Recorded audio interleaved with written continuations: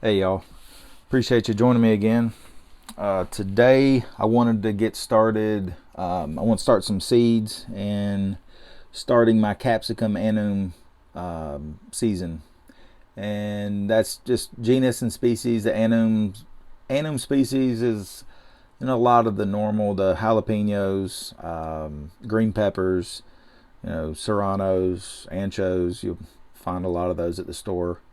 Um, they've got some fairly hot ones that I'm going to grow just four different varieties, and I'll be talking about the Scovilles. That's just basically a unit of heat that they use to measure peppers' heat, and so I'll mention that for each pepper today. But I'm starting off with jalapeno, and they're about 7,000 Scovilles. So not too bad, but it just kind of gives you a reference for the heat of the other ones I've got. Also, I bought what's called Santakas. It's a Japanese pepper I saw at the store. Never heard of it, so I thought I'd give it a try. It's right at about 40,000 Scoville, so a bit hotter than a jalapeno. It looks like a small cayenne pepper. And then the Piquin, it's a small, like an oval shaped pepper. I think you can buy them in the Walmart like dried pepper area. Um, I'm sure they're made for salsas or cooking with them, but anyways, I've always wanted to grow some, so I'm growing those. And then and that's about 45 to 50,000 Scoville, so about in line with the Santaka. And then last, I've got a Chiltepin, which I think it's also called a bird's eye, and they're really small. They're like small, little ball shaped. You can find those, I know, in Walmart in the dried pepper area, and yeah, they're up there. I think they're 50 to 100,000 Scovilles, so they get up there at the low end of the habanero heat. So um, yeah, so I'm just growing those four types today. I'm just going to start them in seed and show just how easy it is to get started right in your own tent. Um, and so all I got were these cheap little Dollar Tree cups. They're just 8.5 ounce. I like these smaller cups because they'll last quite a while in these cups before they build a good root structure, and then you can either transplant them again to a bigger pot in the tent here, or just you can go ahead and transplant them outside right from this cup. Um, and I like styrofoam because when I do the double cut method, so you'll have like a little reservoir at the bottom of about a half inch or so where water can drain out, so it doesn't just saturate. But I like the foam because when you put holes in the bottom here, which we'll do in a minute, it just when you pull out the plant later on and pull it out to transplant it, yeah, it doesn't cut the roots at all. It comes out real easy, and yeah, it's just what I've used. They're pretty cheap. You can find them anywhere. Like I said, I bought maybe 50 of them for $1 at Dollar Tree. So today I should probably start with labeling. You don't ever want to get into this without labeling your cups first, especially if you're going to do like I'm going to do and cross.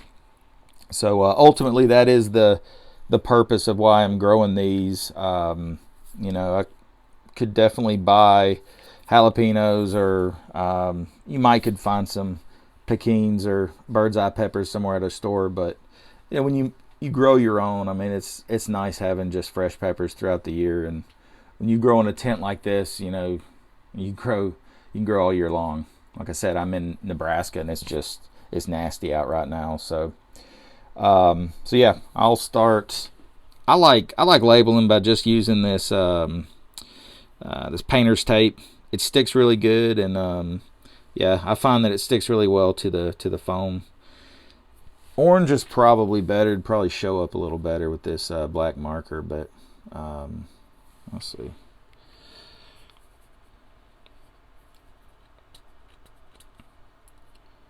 So I'm going to go ahead and cut this first. It's a little too big for my cup. So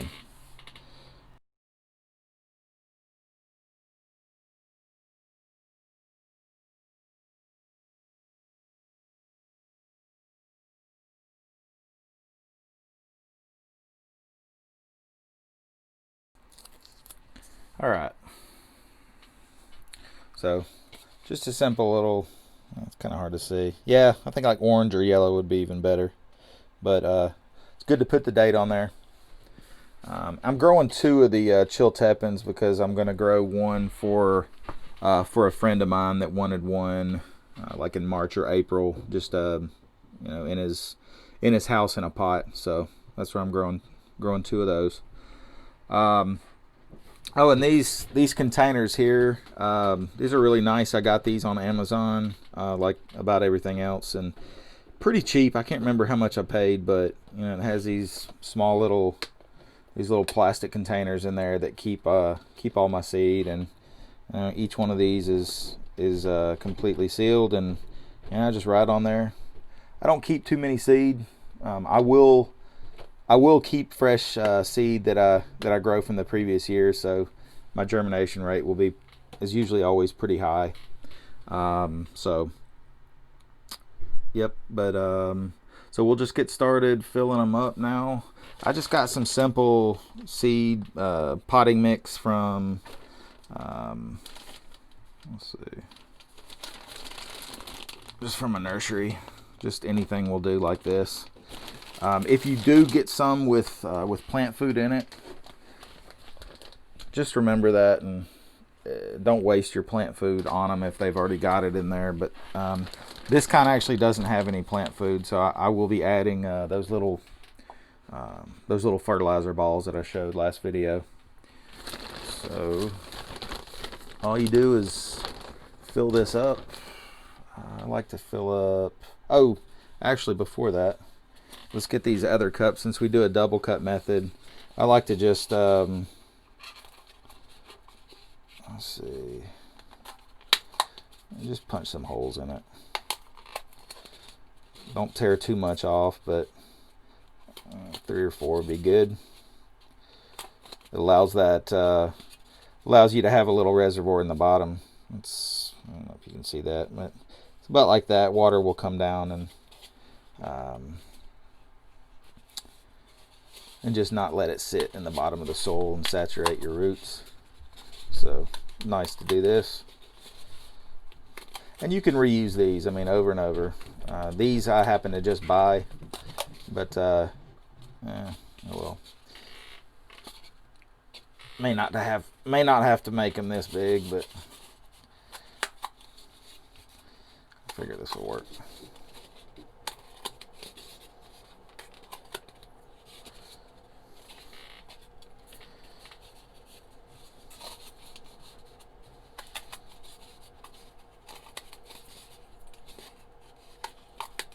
I could use some pliers or scissors or something. That might be better, but this is working.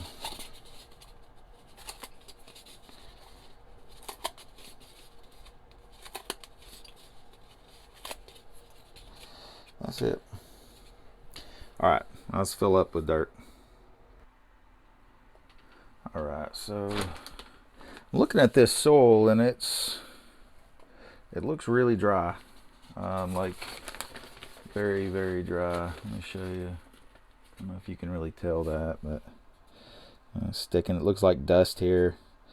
My bet is that's pretty like hydrophobic. It's probably not gonna take water too well. Let's see.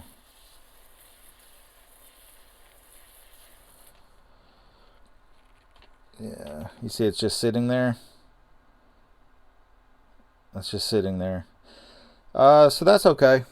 So what we're gonna do, I'm gonna pour that back in. You don't want to use it if it's really dry like that.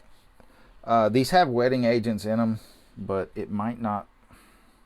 I don't know. It's okay. You can use it. But if this happens to you and the soil is just really dry, you know, you want that nice kind of moist soil.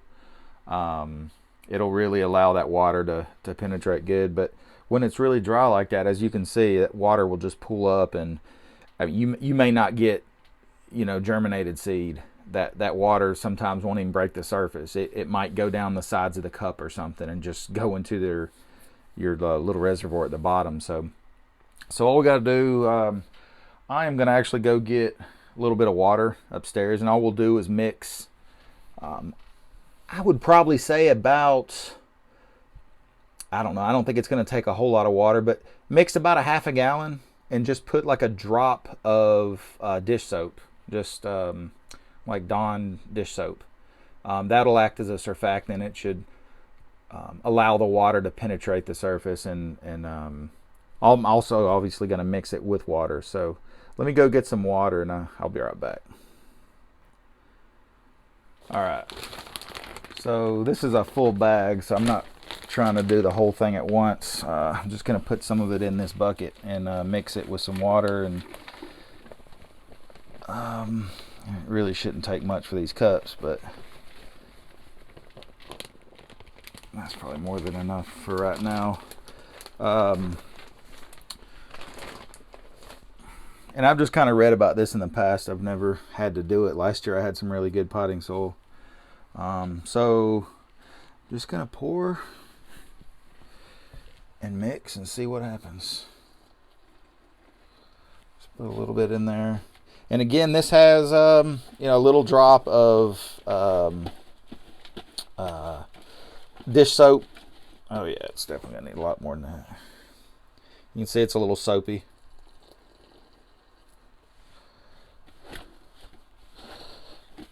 It's funny, it's so dry I can barely even feel this water.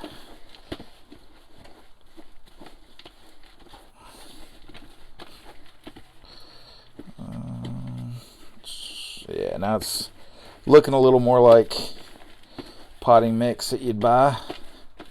Probably still not quite as wet as you'd want it. I bet now the water just goes right to the bottom. That's probably okay. Let's see. Something though is if you do, you could probably do this in the bag, no problem. I'd probably break it up though. You want to worry about mold. You don't want to put too much water, and then, you know, if you close your bag up and allow that water to not like evaporate at all, you could get some mold, and that's pretty terrible. I've had mold in some potting mix bags before. I actually, when I grow my garden now, I would never buy bags anymore at the store. They're just too expensive. I go and get a yard of a potting mix from the landscape company here for, I don't remember, it was like $40 or $35 for a yard, which is quite a bit. It's about a ton. It's a lot. I put it in the back of my pickup truck, and I mean that went a long ways for 35. I mean, that would cost, man, a couple $100 at least if you bought it in individual bags. Okay, this is nice. I might have put a little too much, but you can see the difference. It's much darker. So let's see the result. I probably won't have to water it too much. It's got quite a bit of moisture in that.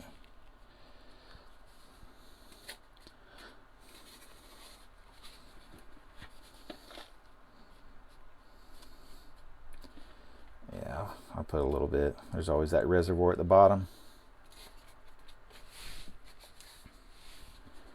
And typically, I mean, if you put, we're gonna put a little Ziploc bag on top to keep the moisture in. If you do that, you're not gonna have to water it, probably. Definitely not with these Anu varieties, because they just grow a lot faster than the habaneros do. Which the habanero species name is Chinense. Chinense coming from the word China, and it's funny, they don't even They're not from China. That's a big debate apparently, but most of them are pretty much South America or the Caribbean. The Caribbean, I believe, is where most habaneros came from, and where I don't know what the name should be, but it should sound more like the Caribbean. But anyways, I heard about that a little while back. So okay, I'll mix the rest up of that later. But now all we do is drop the seeds. I like to do at least 2, maybe 3. Now with jalapeno peppers, I'm not at all concerned with touching these with my hand. If I can get them out, they're not too, they're not too hot, not too bad. You're not gonna destroy yourself if you rub an eye later. It can definitely bother your eye. Don't do it, but it's nothing compared to doing that with a habanero. Anytime you're working with, and even these, I probably should use the spoon here. But the habaneros, I'm using the spoon or gloves, especially the super hots. They're really the 2 million or heck even 1 million plus Scoville peppers. Man, I've done that too many times. I did it several times last year. It'll stay in your hands for a while. You'll think, oh, that's been hours. That's been hours ago.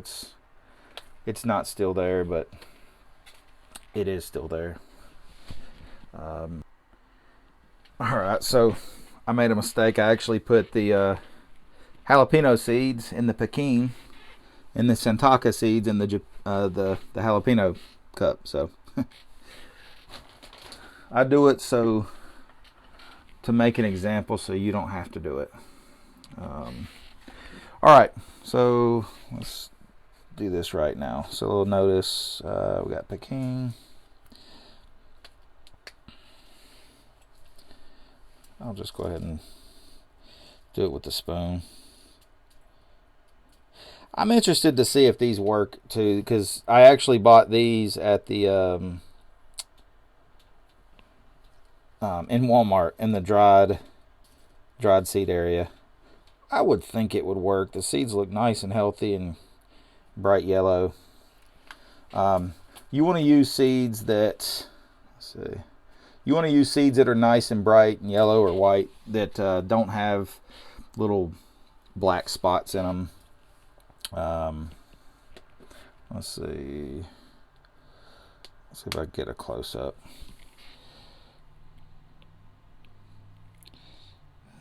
Even closer. So those, you see, those look pretty nice. I'm gonna use each of those. I only need 3, and I only have 3. So there, I might have a few more in there. So again, I'm gonna grow some of these Chiltepins for a friend. So let's see. I'll just do 2 in each. That'll be good.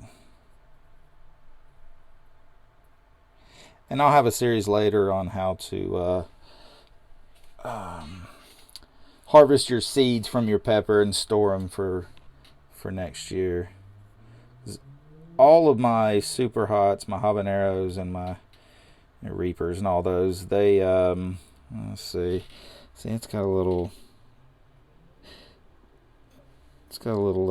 black spot on it there. Wouldn't want to use that, but man, I don't have many. I'm gonna dump both of those in there just because I don't have any more. And if 2 come out, I'll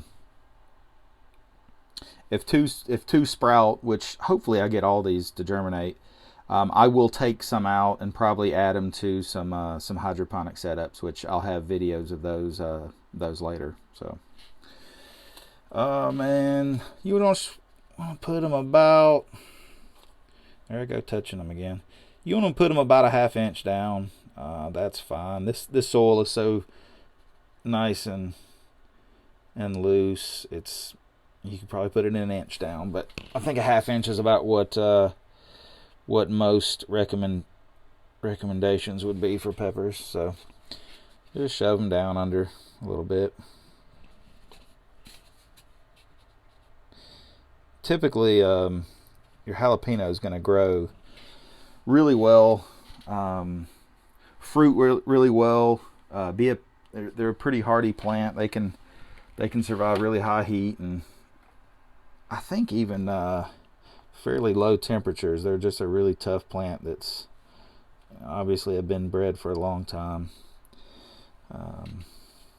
But what the goal of this series is, we're going to create some crosses between all of these varieties. So it's pretty exciting seeing what you get. So after you make a cross, when it produces a pepper, the pepper will be whatever the pepper normally would look like.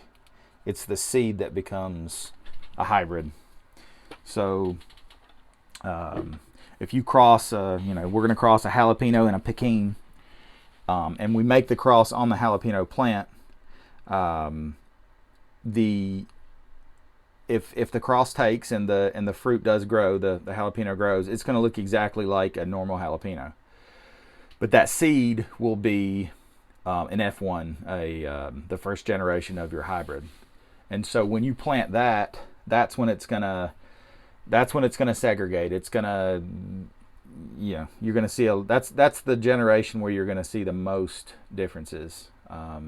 So you're getting a little bit from each parent. So you don't know what you're gonna get, but that's when you make a selection. You say, okay, well, I like this fruit type, and that's when you take the seeds out of that fruit and then you grow that. And hopefully after 3 or 4 or 5 years of replanting seeds that you like, you can get a what's called like a more pure line, to where every time you grow it, it's going to look more and more like what you originally selected. So that's the point here, and it's just a lot of fun. So all right, so we've got those. Now the last step, like I said earlier, I just put a little bag of, I just put a little water in it. The water might be okay, but let's see the test if that works. Look at that. See, it's not sitting at all. It's not there. It goes right down. Let's see. See that? None is sitting. There's no water pooling up. I can feel it's getting heavier. And that's plenty. Pretty much got some in the bottom. Let's see. Oops.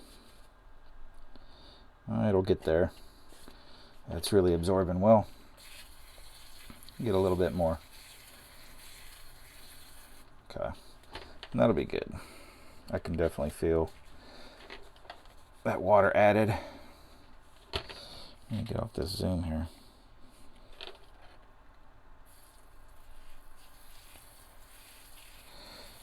Yep. So yeah, you ever have that really dry soil like that? It's probably pretty common. I've been doing this type of gardening for just like 2 years. I really got into it last year a lot, but and I haven't noticed that yet, getting really dry pot mix from the store. So it can easily be fixed. Don't go and take it back and say you're angry or anything. There could be a lot of reasons. There's a lot of peat moss that are in these pot mixes, and they can sometimes dry out, and that's probably what's happened, or the wetting agent just wasn't. I don't know. I don't really know, but there could be several reasons why that's happening, why it was really dry. I'm sure buying a bag of potting soil in December, you're not going to get very fresh stuff, so that was probably a big part. It's probably just sitting there for months, from the previous season. So that's probably a big part of it. But it can all be used. Just add a little water. You can do it right in the bag too. I just chose to break it up a little.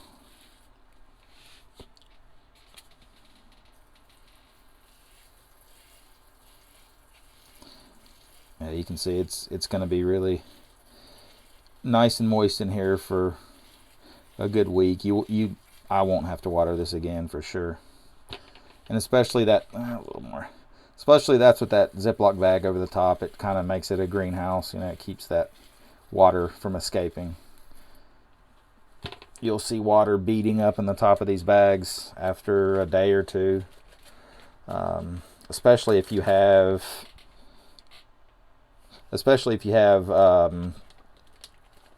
heating pad going, which I've got this going. I just turned it on before I started. So yeah, I'm expecting these to maybe 4 or 5 days. That's about what I'm expecting. My habaneros typically take a week.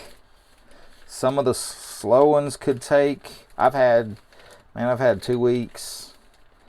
I've had them take up to 2 weeks, but typically when you have a heating pad, like this, I think it speeds it up by probably a couple days.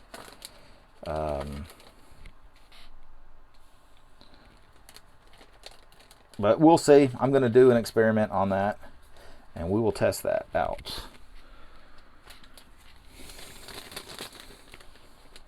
I just know I'm in crop breeding myself for my career, and it's pretty simple. When the soil heats up, you know, in April and May, that's when everybody's planting. That's the best chance you've got. The earlier the better, always with crops, mostly. But all right, that's pretty much it. Appreciate you joining me, and I will have an update in about a week. So see you next time. Thanks.